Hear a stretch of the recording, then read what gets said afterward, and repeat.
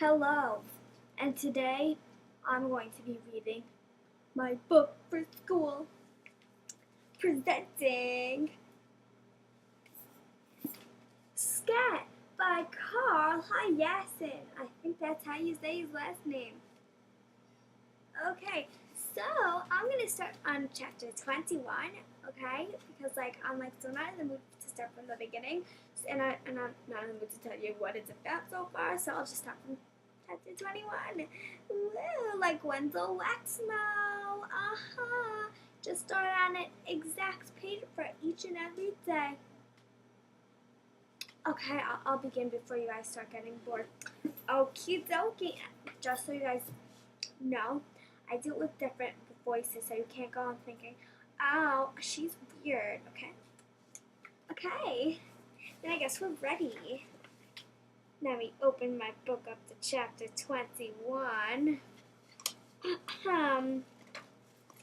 Jimmy Lee Bayless held the gun across his lap, which made the chopper pilot nervous.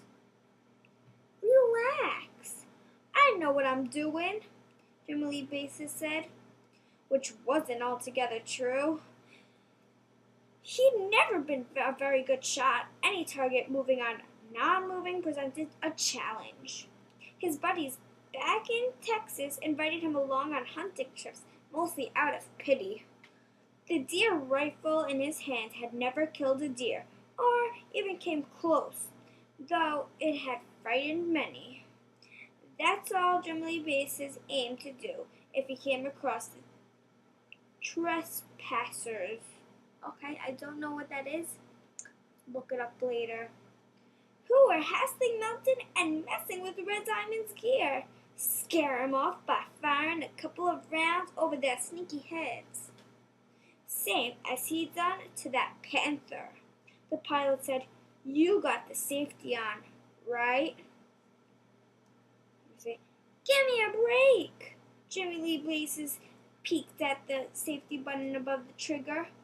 He was relieved to see that it was, in fact, on. "Got any Tums?" he asked the pilot. "No, I don't." "Rolaids?" "Sorry." "Maalox? Do you want me to set her down so you can make a potty stop?" "Nah." Jim Lee Bayless wondered if his boss was feeling better. The nurses had been taping,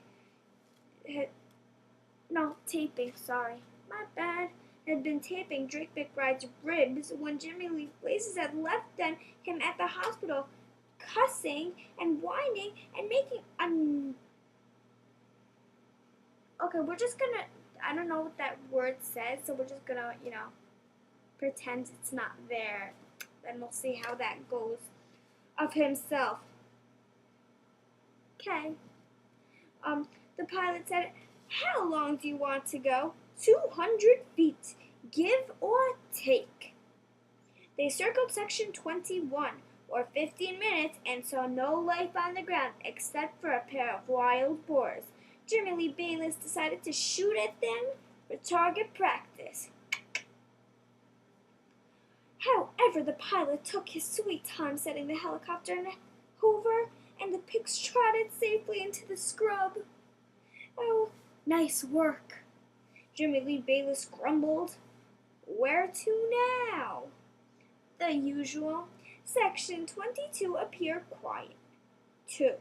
Jimmy Lee Bayless ordered the pilot to take an extra slow pass and make sure that Red Diamond's pirate, was still invisible from the air. A person looking hard enough might have noticed an ATV tracked off the loading site.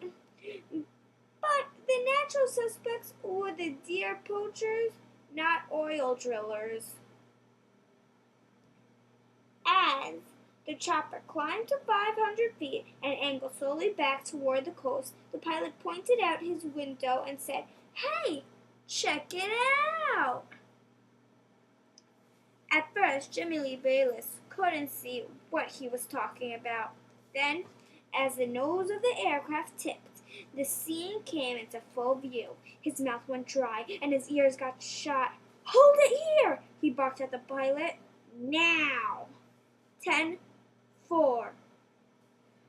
Why are you laughing? Because it's funny, the pilot said. Not to me it ain't. Not to Mr. McBride either. The man who's paying for this wild bird. Okay, fine, it's not funny. Damn right it's not. Jimmy Lee Bayless was steaming mad. Imagine, like, right now, like, smoke would come out of my ears, well, like, his ears, but imagine, but I don't have these effects on my computer, so sorry, not today. All the pink flags once laid out so preciously with the eye of a surveyor, marking the future path of the illegal pipeline from Section 22 to Section 21, had been yanked from their holes, uprooted by unknown hands. Well, a criminal's hand it was, too. Some warp's outlaw, some lame excuse for a comedian who had replanted them on their stems.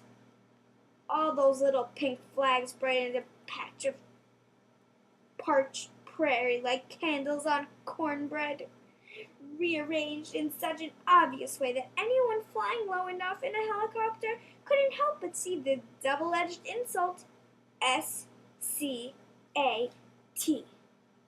The flag sneered in fluttering capital letters, as cheery as confetti.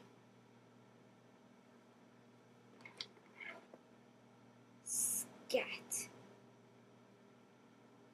says my little magical wand. Boop, boop, boop, boop, boop, boop. And guess what? It's also a pen. See? I promise. It is. You see? It's a pen. It's a pen. I'm telling you this. But let's get back to the book. Okay. Either he's yelling you to go away, the pilot mused, or he's calling you a name. Ooh. So let's ask a question. What do you think scat means? Like scat or scat? Or cat like scat cat? Okay. Or both, thought Jimmy Lee Bayless with disgust. Still shading a grin, the pilot said, "You want me to land so you can look around?" "No, sir," Jimmy Lee Bayless said gravely. "I want you to find out where I can rent some bloodhounds."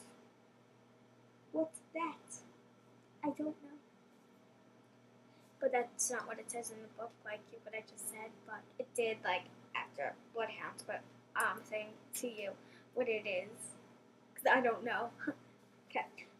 They heard Smoke's motorcycle crank up and speed off. Smoke.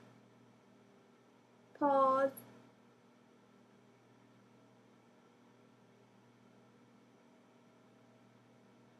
Oh gosh, you guys know 8 minutes already went by. Okay. The helicopter must have spooked him. Nick peered up through the thick branches. Oh no. So there's a couple of paragraphs. I'll show you.